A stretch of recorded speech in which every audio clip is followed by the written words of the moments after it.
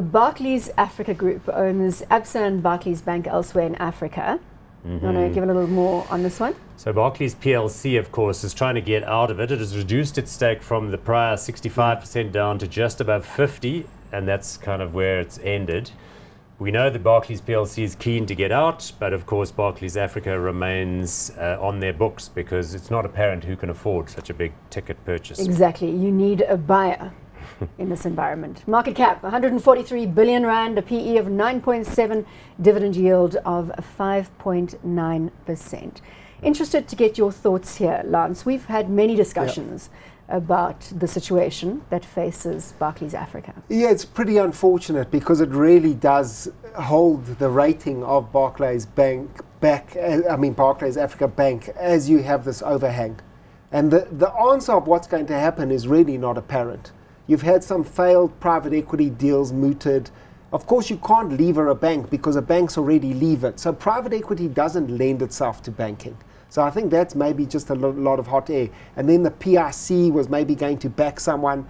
But the Reserve Bank of South Africa is very circumspect who owns a bank in South Africa.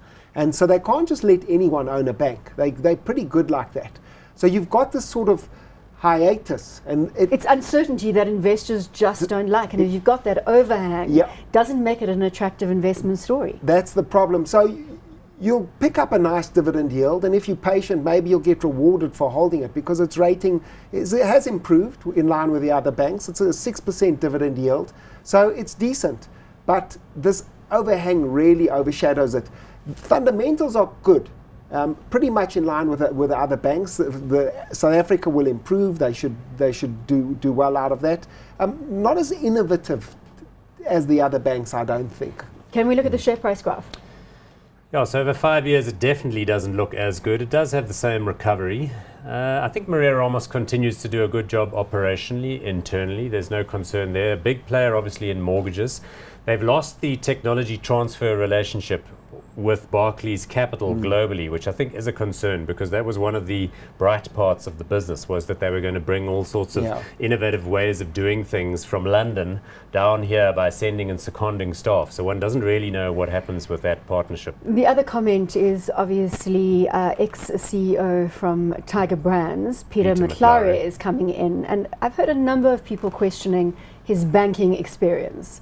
You know, we've got the broadcast experience, we've got the Tiger Brands consumer-facing conglomerate experience, but where's that banking experience for a heavyweight position like that he's taken up at Barclays Africa?